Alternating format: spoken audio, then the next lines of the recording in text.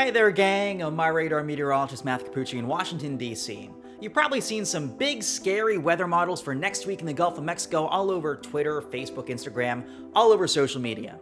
Some models have a really mean hurricane in the Gulf, but other models have next to nothing at all. And odds are those models aren't getting quite as many engagements and clicks on social media. Fortunately, I don't give a damn about clicks. I really don't.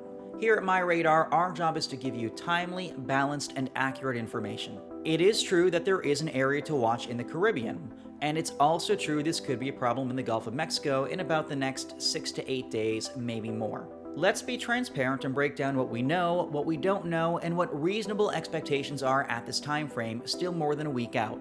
We'll start off with this. By Sunday, we're going to have a broad region of low pressure over Central America, Honduras, Guatemala, and the Yucatan Peninsula. We call this the CAG, or Central American Gyre. It's like a broad, diffuse, counterclockwise spinning flow pattern in the atmosphere, lasts a couple of days. We get them forming sometimes this time of year. They tend to park over the tropics during the spring and the fall months, and they bring unsettled weather, so showers and thunderstorms. The issue is that any thunderstorm complex might help to consolidate and tighten our vorticity and spin. Here's one thunderstorm complex and models that might try to do it. And look, by next Wednesday, we have a tighter lobe of spin that could eventually be the seedling for a tropical cyclone. If that does wind up being the case, we could have a little something in the far northwestern Caribbean Tuesday, Wednesday of next week. But look at all the L's. These are all possible genesis locations, so a wide range of formation places. Now, if something forms, and again, that's not even certain, but if something forms, then what? Well, if it forms farther west, closer to the Yucatan Peninsula, it feels the Central American Gyre more, and it gets kind of merry-go-rounded, so to speak, with the gyre, and sort of pinwheeled north and west towards the Bay of Campeche. If it forms farther east, it doesn't feel the gyre as much, and might be driven a little farther north towards like Cuba or even the central or eastern Gulf of Mexico. Truthfully, we won't really have a good idea until like Monday or Tuesday, so keep checking back and staying abreast of the latest information we offer. At this point, we're basically trying to play pin the tail on the donkey, but we don't have a donkey.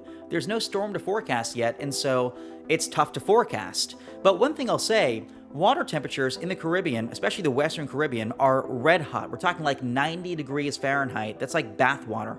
They're running several degrees above average, same is true in the Gulf, and that means off-the-charts oceanic heat content, meaning the basin is just filled with hurricane fuel, and it's untapped hurricane fuel because no storms have really ridden over that area quite yet. If a storm passes over that location, it could get feisty rather fast. In the meantime, follow me on Facebook, Twitter, Instagram, TikTok. Follow MyRadar across the board on all social media platforms. And as always, we're not here to be first. We're not here to be the most shiny. We're here to give you the best information possible, and that is always a promise. Follow MyRadar on social media: Facebook, Twitter, Instagram, and YouTube.